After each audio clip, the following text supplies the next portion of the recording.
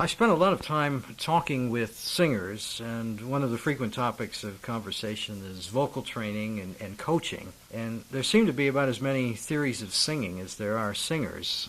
I wonder what kind of vocal training that you had, and do you have any pet theories regarding vocal pedagogy? Well, I have to preface any discussion we have about vocal pedagogy by I'm just going to pose a question to you or throw out something for consideration. The people by whom we judge how well we're doing today, those singers of 2 or 3 generations ago, the generation of Caruso, which included hundreds of great singers, Tetrazzini and Ruffo and Antonio Scotti, Jean Duresque, and all those. Why is it that those people became, how is it that those people became great singers without the benefits of modern vocal pedagogy? And why is it that with all of these so-called advances in modern vocal pedagogy, we have so few great singers today? I think that what we have done is missed the forest for the trees. I think, number one, learning the art of singing has been taken out of its natural environment, which is the theater, which is the opera house, the concert hall. It is essentially an oral and aural tradition. And we have put it into the hands of well-meaning academics who generally have no frame of reference. And as a result, we are training people to look for the component parts of the vocal mechanism without understanding that no technique, no understanding of basically what is technique. It's an understanding of the human physiology which allows one to sing with a lack of detrimental tension. All right?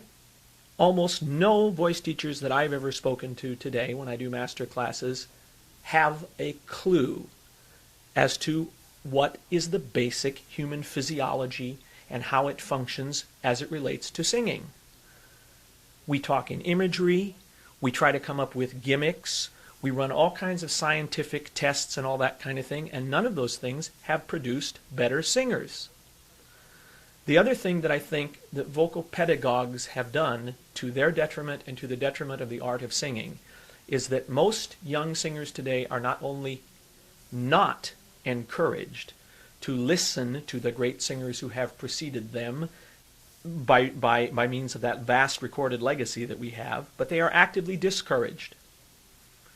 And if you get together a group of singers under the age of 25, under the age of 30 for that matter, and start talking about people like Jean Duresque or Tetrazzini, or scarily enough, even if you start to talk about Birgit Nilsson, I believe that one does not learn how to sing solely from a voice teacher.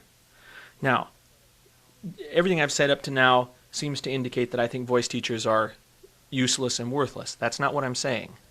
What I'm saying is that the balance that has to exist between a person acting as your guide, as your partner, as well as your own taking of responsibility as someone who wants to be a singer, has gotten all bent out of shape. And what happens is that singers, aspiring singers, no longer, in general, take the responsibility to develop a frame of reference. Style cannot be learned by having someone say, now sing that this way. Style is something that you develop by listening to people do it. And how anybody can pretend that they're trying to be a great opera singer who has never listened to Caruso, to Tetrazzini, to Claudia Muzio, to the list goes on and on and on, it just defies logic for me. If you were a Broadway singer and you were going to do South Pacific for the first time, you would certainly listen to the original cast recording.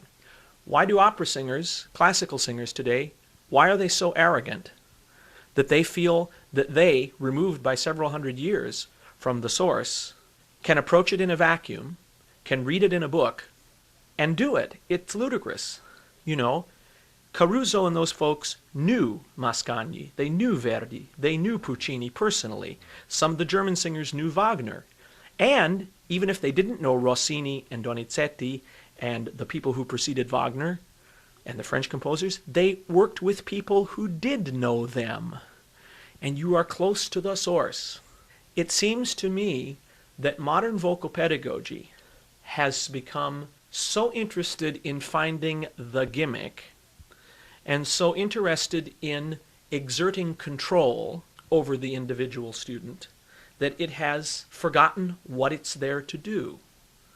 And it's no wonder, because as soon as music was taken out of the hands of working musicians and put into the hands of people, well-meaning people, but put into the hands of an academic environment which seeks to present the music of the past as sacred entities, which they were never intended to be, we've distorted what music is about. Music is about the expression of the human condition, and music is about how composers responded to their surroundings. We don't view music that way.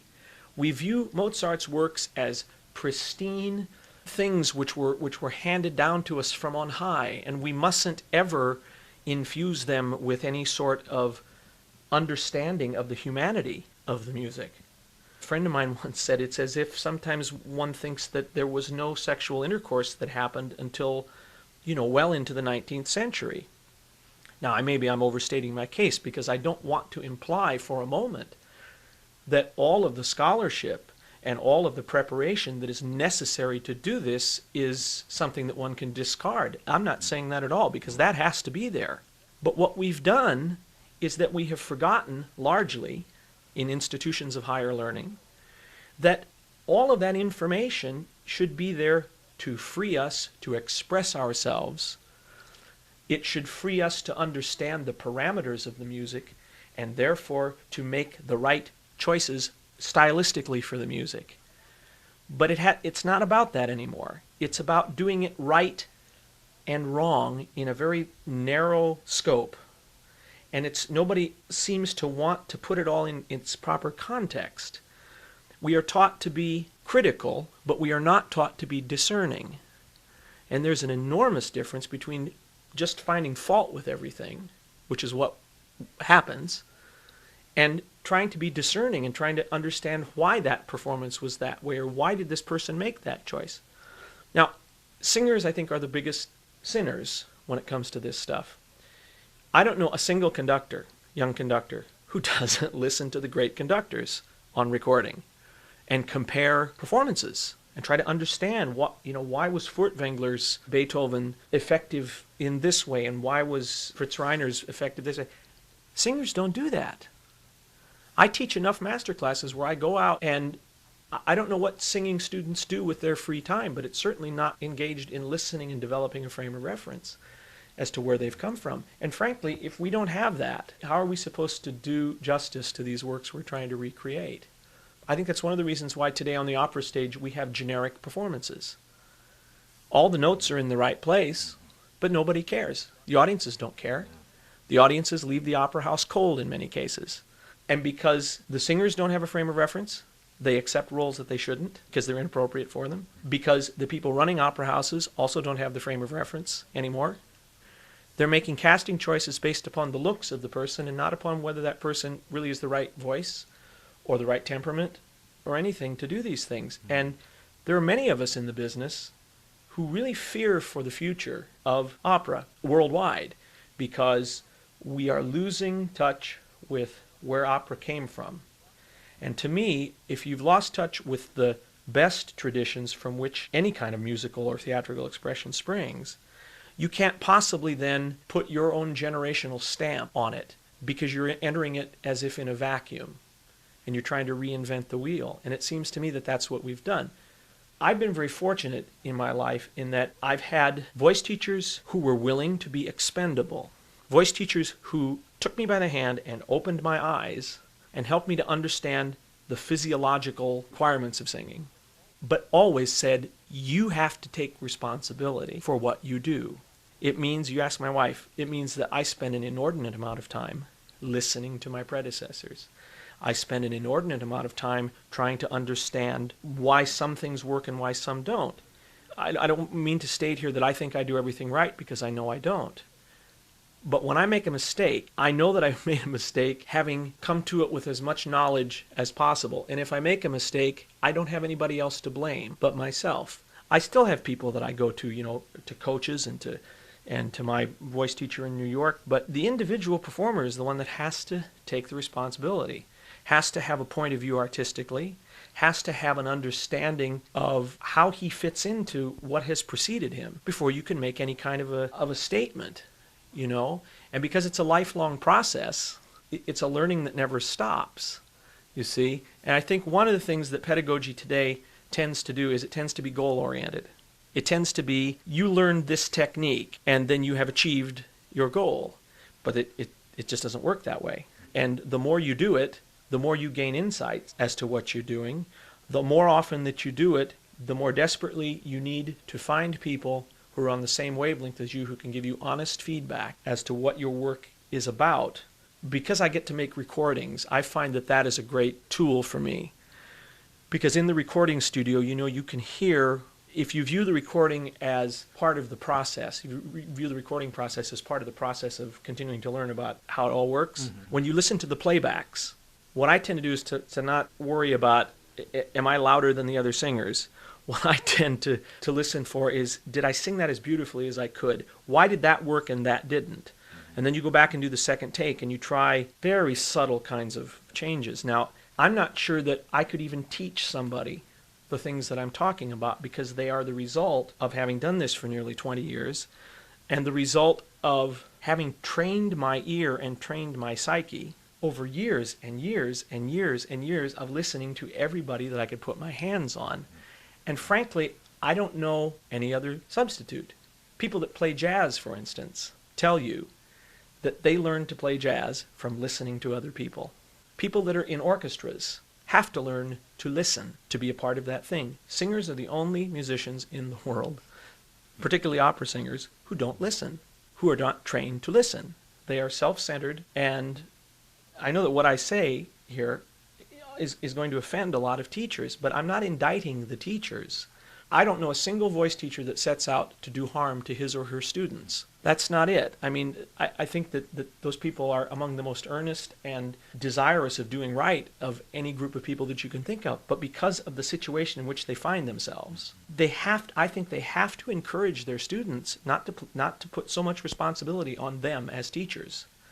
And they have to say to the student from time to time, I don't know, you're going to have to figure that out for yourself. Go listen to 45 great sopranos. Lock yourself in your room, because ultimately we teach ourselves how to sing, no matter how good your teacher is. There's just an anecdote that I could use to end this long-winded discourse here. A friend of mine told me about a man that he used to know in New York who had heard Caruso when this gentleman was a very, very young man.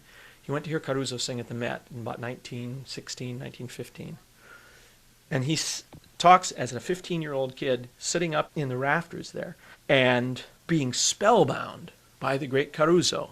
And he said, I watched everything that Caruso did, and I understood clearly, I understood perfectly to the depths of my soul how to sing. Because I watched him and I said, yes, that's it. And he said, I went home and I stood in front of the mirror and I did exactly what Caruso had done, and I sounded terrible. If you're looking for guarantees, there aren't any.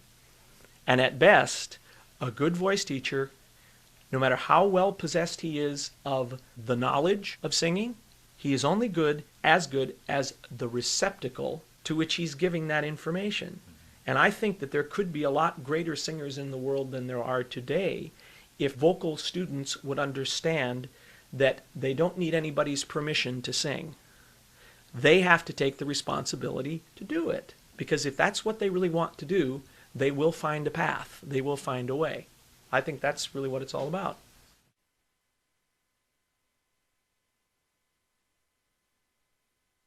A few years ago, you released a CD of duets with your friend baritone Thomas Hampson. That must have been a lot of fun working on it for both of you. Well, it's to say that it's fun only begins to scratch the surface of what our relationship has been about. Tom and I have known each other since 1982.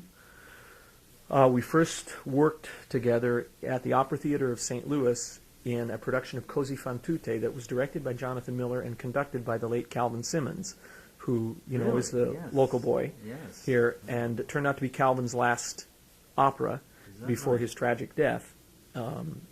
And it was an experience that summer was a real kind of a watershed experience artistically for many of us who were involved in that. And Tom and I particularly bonded before male bonding was trendy. Then we didn't see each other for several years.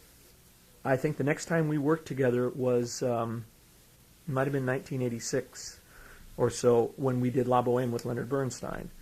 And from that point forward, our paths have continued to cross. Our friendship has grown. Our relationship as colleagues has grown.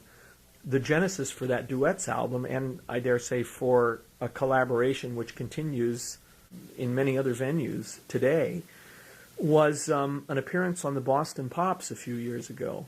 Must have been 1992, I think. We did an evening of operatic duets and some operetta duets, a little Broadway, and it was incredibly well received by the public. The rebroadcasts of that seemed, at least to us at the time, endless over the next 18 months or so. Mm-hmm. So our plans were already in place at that time to do an album of baritone tenor duets. Since the release of that album, we've literally been inundated with requests to go out and do personal appearances together and to do a program very much like what we did for the Boston Pops, very much like the two programs we did here in San Francisco area last summer. Year, right. Mm-hmm. Of course, there was the concert we did in conjunction also with Sam Raimi in the Opera House, but Tom and I did one at Stanford University, and where was the other one? Well, that brain cell is gone, but I know we did two together. And recently have just come off a series of concerts, one in San Diego and one in Dallas, and they've been phenomenally successful for us. Whatever the chemistry is that we seem to have together on stage, people seem to respond to it. I will say that there are very few people with whom I'd rather perform than Tom. Because we're such good friends, there is an element of profound admiration, love, and trust, which we have for each other when we're on stage, and I think both of us feel liberated and safe together, so that when we get on stage, something happens which is greater than the sum of the parts. This is a collaboration I think that's going to be lifelong, career-long, so we look forward to doing lots and lots of things together. Well, we certainly enjoyed the series of concerts that you did here last year. It was funny, when you did the concert with Samuel Ramey as well, I was racking my brain to think, now, what could they possibly sing that would involve a tenor, a baritone, and a bass from opera? And I couldn't think of anything, but you did come up with a section from Faust. There isn't really anything other than that trio from Faust. We were really racked to find things. The Kismet thing that we did was an arrangement that I put together originally just for Tom and me, but we figured out a way to work it for the three of us. And then There's Nothing Like a Dame seemed like a logical, fun thing for the three of us to do. But the options for tenor baritone or for baritone bass are much greater than they are for bass tenor or for tenor baritone bass. So you are somewhat limited there unless you want to do, well, I don't know what. But right. Well, I was impressed that you actually found something that would work for the three of you. Well, we tried. We tried. You're in town right now as we speak to do a concert in San Francisco. Do you prefer doing solo recitals as opposed to opera, or what are the advantages of doing either? When you talk about opera as opposed to any other kind of performing, I think that in one sense they have to be judged in and of themselves and can't really be compared, because sometimes the comparison really doesn't give full measure about what your own experience is as a performer. I love doing opera. I love being on the stage, portraying a character and being involved in that whole theatrical milieu. But I really adore the solo recital ambiance because I love not being able to hide behind all of the trappings of the stage. Now, what I mean by that, I don't think any of us necessarily go out on the opera stage and say, oh great, I can hide now. I've got all this scenery here and I can hide behind the character that I'm portraying, or I can hide behind my costume and makeup. But there's a lot that happens on the lyric stage that removes one from the audience. because in a sense what you're doing is asking the audience to enter a world that you create behind that proscenium. And they're observing that world that you've created. You're telling a story and you're trying to portray one character, and you're going through a particular short focused period in that character's existence. All right? What I love about not having all that stuff around me and doing a recital, whatever the subject matter happens to be, is the fact that you really have to connect with the audience in a different way. One of the things that I love to do is to not turn off the lights in the house. I like to leave the lights up maybe even as far as half, because I like to look into the faces of the people to whom I'm singing. For one thing, I get a tremendous amount from them.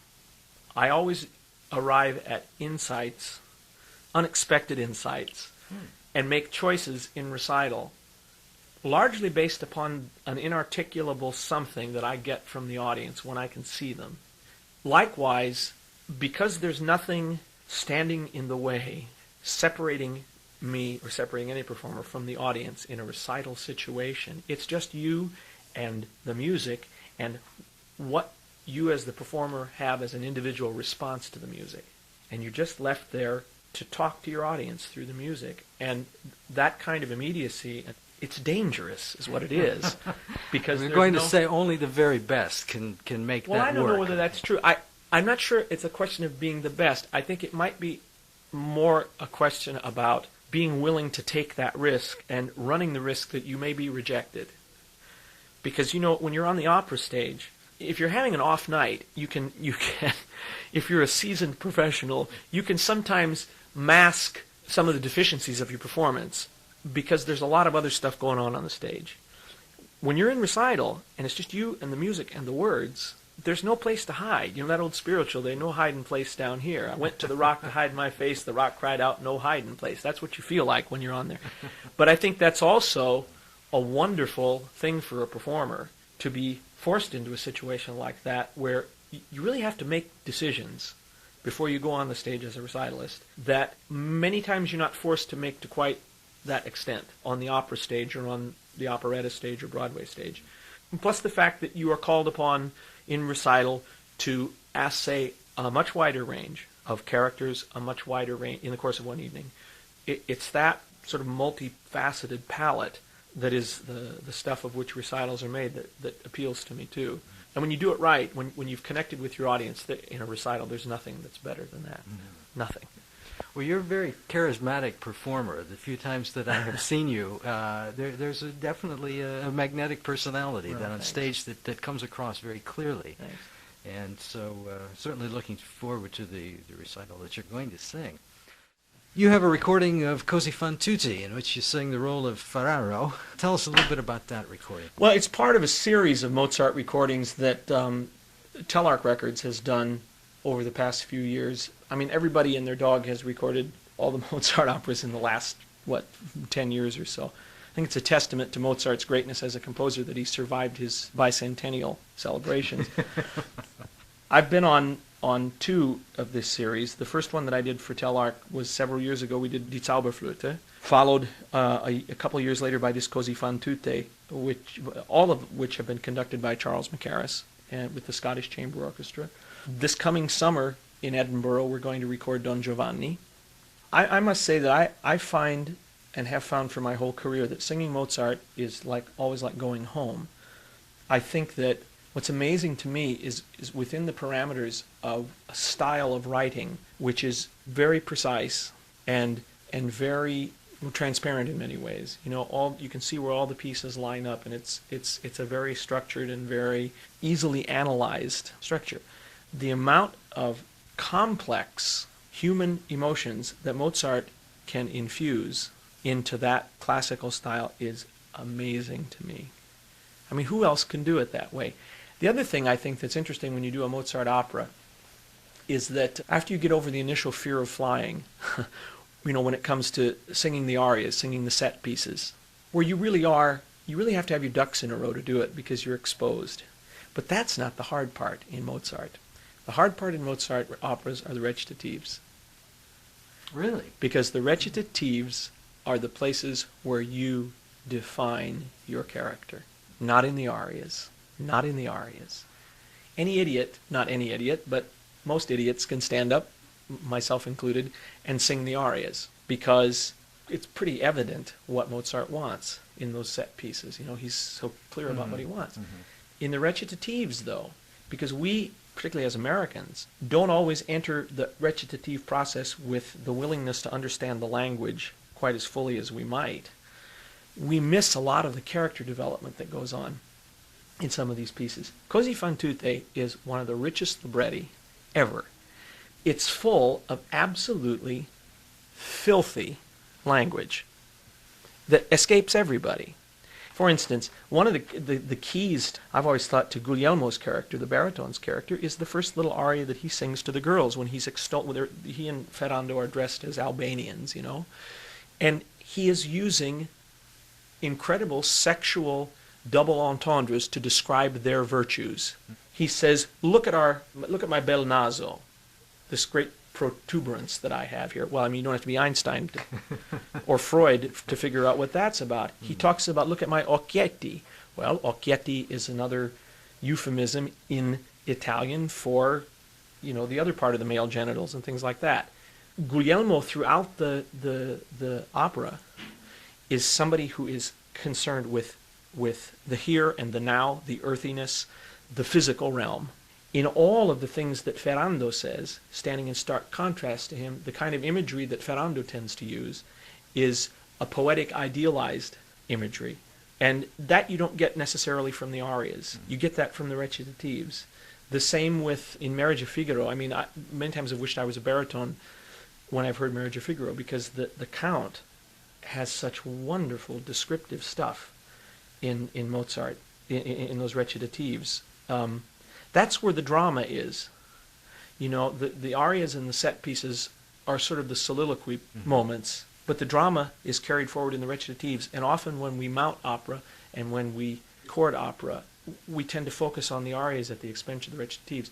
I must say that with Telarc, I have found that I think they're brilliant the way they do these recordings, because they always hire somebody to be the dramaturg. In other words, the person who keeps us focused on the fact that we're trying to create, in the case of a recording, an aural drama, you know, with no visuals.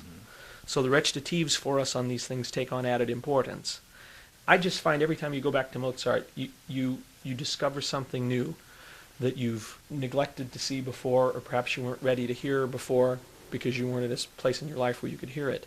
The profound humanity that is in these works is just continues to boggle my mind.